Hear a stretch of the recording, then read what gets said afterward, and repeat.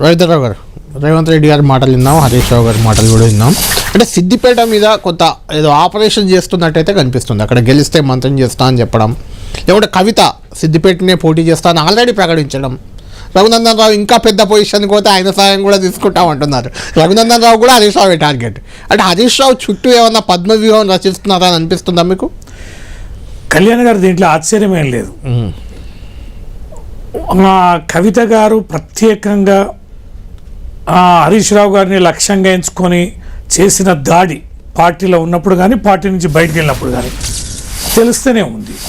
అంటే కేసీఆర్ గారి కుటుంబంలో ఏవైతే 4 ప్రధానమైనటువంటి పిల్లర్స్ అనేటివి ఉన్నాయో ఒక్కొక్క పిల్లర్ని కూల్చేయాలనేది. ఎందుకంటే దిగ్గజాలు, రాష్ట్రం కోసం పోరాడిన వాళ్ళు, ప్రజాక్షేత్రంలో నిలిచిన వారు, ఓటమి ఎరగకుండా ఎన్నికల్లో గెలుస్తున్నవారు, ప్రజల హృదయాల్లో నిలిచిన వారు, ఈ 4 గనక కుటుంబంలో ఒకటిగా ఉన్నంత కాలం కేసీఆర్ గారి కుటుంబాన్ని, కేసీఆర్ గారిని ప్రజల హృదయాల నుంచి తొలగించలేమనేది వారికి అర్థమైంది. ఇలా బీజేపీ అయినా, మోడీ గారైనా, ఇలా రేవంత్ రెడ్డి గారైనా, ఇంకా వెళ్ళిపోయిన కవిత గారైనా, ఎవరైనా లక్ష్యం ఒకటే, కేసీఆర్ గారి కుటుంబం బలహీనపడాలి, ఒంటరిని చేయాలి, విభజించాలి. దానిగాను వాళ్ళు ఇమ్మీడియట్గా వెంచుకున్న లక్ష్యం హరీష్ రావు గారు. ఆయన ఫైటర్, ప్రజాక్షేత్రంలో ఉన్నాడు, సాధారణమైన ప్రజలకి అందుబాటులో ఉండే మనిషి, నిరంతరం ప్రజాక్షేత్రంలో నిలిచే వ్యక్తి కనుక, ప్రభుత్వం పైన తీవ్రమైన పోరాటం చేస్తున్న నాయకుడు కనుక ఆ ఎసెట్ ఏదైతే ఉందో కేసీఆర్ గారి కుటుంబానికి ఏదో కారణాల వల్ల దూరం చేయాలని, అయితేనేమో కుటుంబంలో చిచ్చు పెట్టడం, లేని పక్షంలో ఏకాకిం చేసి ఒంటరి చేయాలనే లక్ష్యంతో వారి మాటలు. 41 సంవత్సరాలండి.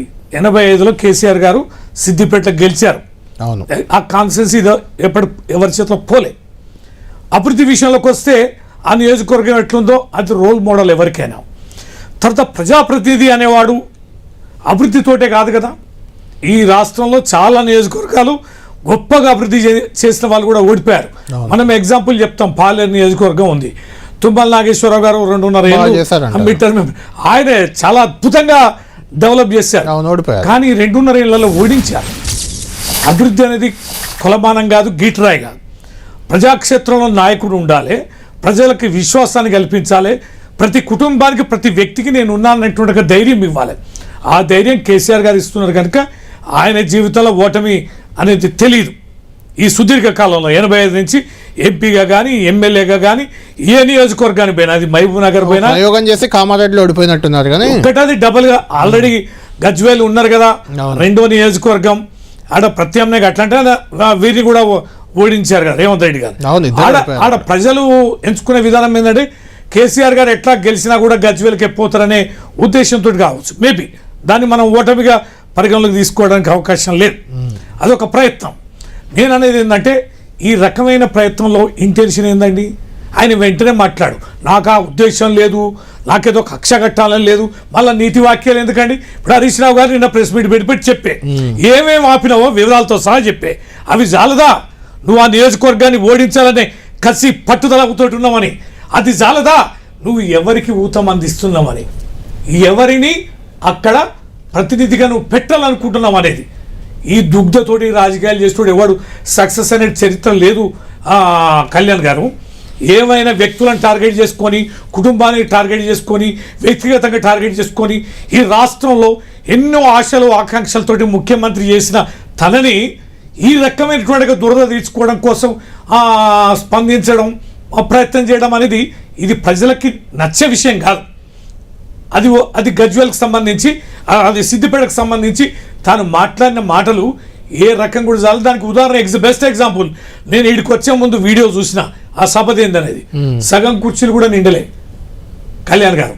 అక్కడ రాష్ట్ర వ్యాప్తంగా అన్ని జిల్లాల నుంచి పిలిపించారు ఆ సభా కార్యక్రమానికి, కానీ సగం పైన సభల లేని జనం కనీసం ఒక టెంట్ కింద కూర్చోబెట్టడానికి కుర్చీలు కూడా పూర్తి చేయలేని నువ్వు సిద్దిపేటను ఓడిస్తావు. 6 గ్యారంటీల్లో 5 అమలు చేస్తున్నప్పుడు మీకు ఏంది బాధ? ఏవి అమలు అయినాయో చెప్పమానండి. ఇప్పుడు నేను చెప్తానా? నేను చెప్పినాక మీరు అదే నేను ఇంకా నేను స్టార్ట్ చేయలే. అవకాశం ఉంది స్టార్ట్ చేయాలి చెప్పి ఇప్పటి వరకు మాట్లాడగా. ఇప్పుడు 6 గ్యారెంటీల అమల్లో కళ్యాణ్ గారు ఇప్పుడు మహాలక్ష్మి ఉంది 2500 ఇచ్చిండ్రా, ఇవ్వలేదు కదా, అది పెండింగే ఉంది.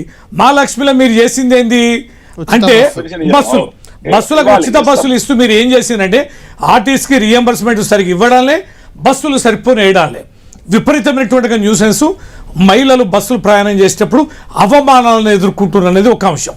సిలిండర్ బోనస్ అనేది ఒక బోగస్ అయిపోయింది.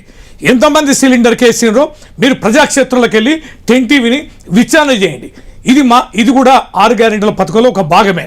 తర్వాత తులం బంగారం అన్నారు కళ్యాణ లక్ష్మి, అవి కూడా చెక్కులు లేట్గా ఇస్తున్నారు, ఆలస్యంగా ఇస్తున్నారు, ఇబ్బందులు పెడుతున్నారు.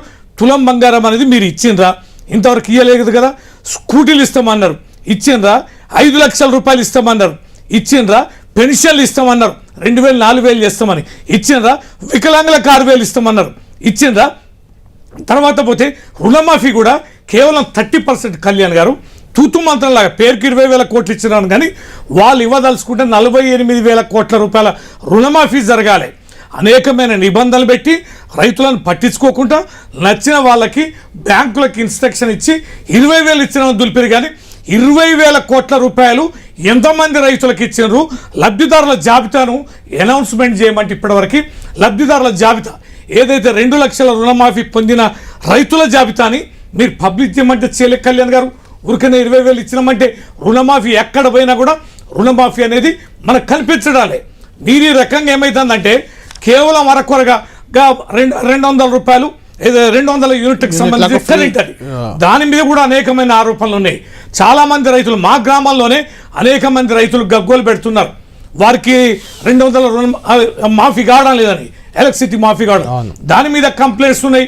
శ్వేతపత్రం ఇవ్వండి, ఎన్ని కనెక్షన్స్ ఎన్ని కుటుంబాలకు ఇస్తున్నాం అనేది.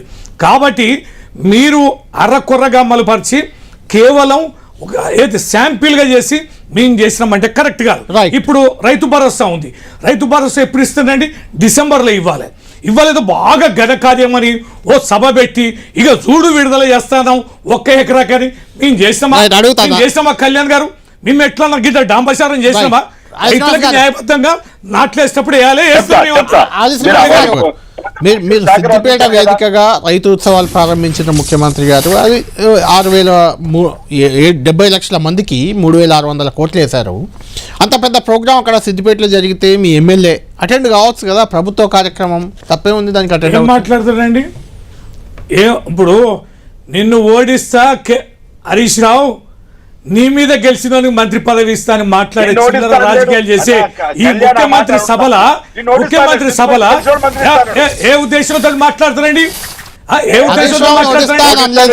రాజకీయాలు ఓ పక్క రాజకీయాలు అంటే ఆయన ఉంటారు అంతే కదా, ఎవడన్నా ఉంటారా? మీరు సభకు రమ్మంటారు, సభలో ఇష్టం వచ్చినట్టు కేసీఆర్ గారిని తిడతారు, ప్రతి వేదిక మీద ఇష్టం వచ్చిన మాట్లాడతారు. ఈ సభలో నీతి వాక్యం ఏం మాట్లాడండి కళ్యాణ్ గారు? రికార్డులలో ఒకసారి చూస్తే మేము రాజకీయాలకు అతీతంగా అభివృద్ధి చేస్తాం, రాజకీయాలు ఎన్నికలప్పుడు మాట్లాడు. అసలు అది నోరా మోరా ఏ ముఖ్యమంత్రి గారు నాకు అర్థం కాకర్త.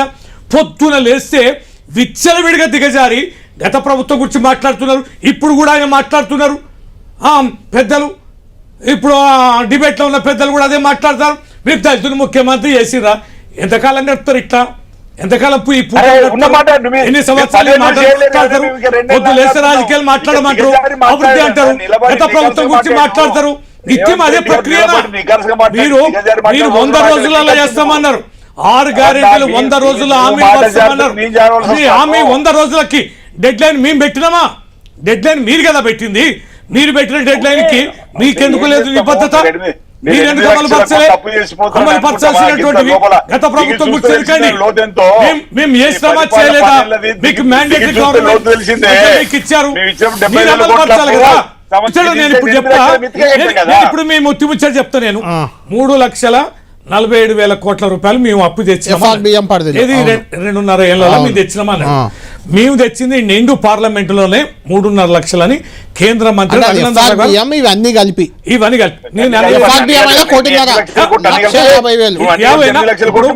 ఇప్పుడు ఈయన 3,47,000 కోట్ల రూపాయలు అప్పు చేస్తే నేను అనేది మిత్తి ఎంత కట్టిండు? మిత్తి ఎంత? 1,50,000 కట్టిన 1,50,000 1,60,000 కోట్లు వస్తాయి. మరి మిగతా ఏడ పెట్టినావు? మిగతా 2 లక్షలు ఏడ పెట్టినావు అన్నా? మిగతా 2 లక్షలు ఏడ ఖర్చు పెట్టినావు? మిత్తిల ముచ్చట ఏడ ఖర్చు పెట్టినావు? 2,90,000 బడ్జెట్ తోటి కళ్యాణ్ గారు మేము 2023లో మా చివరి బడ్జెట్ 2,90,000. ఇవాళ నీ బడ్జెట్ ఎంత? మూడో బడ్జెట్ 24,000. ఎంత పెరిగిందండి? ఎంత పెరిగింది కళ్యాణ్ గారు? ఏం పెంచినావు కళ్యాణ్ గారు? ఏ శాఖకి ఇచ్చినావు కళ్యాణ్ గారు? 2 లక్షలతో నీ దగ్గర నుంచి మేము అధికారం తీసుకున్నప్పుడు 67,000 కోట్ల రూపాయలు కళ్యాణ్ గారు. కేవలం 1,61,000 కోట్లు ఉమ్మడి రాష్ట్రంలో. మన తెలంగాణ వాటా 67,000 కోట్లు మీ దగ్గర నుంచి మేము అధికారం తీసుకుంటే 9.5 ఏళ్లలో మీకు అప్పచెప్పింది 2,90,000 కోట్లతోటి మేము చివరి బడ్జెట్ ప్రవేశపెట్టినాం.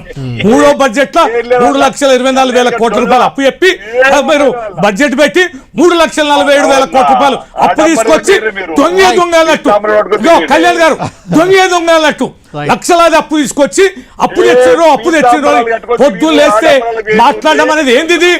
అప్పు తెచ్చేది నువ్వు, పొద్దులేసి అప్పు తెచ్చారు. 2.5 ఏళ్లలో 3,47,000 కోట్ల అప్పు తెచ్చిన ఏ రాష్ట్రం, ఏ ముఖ్యమంత్రి దేశంలో లేడు.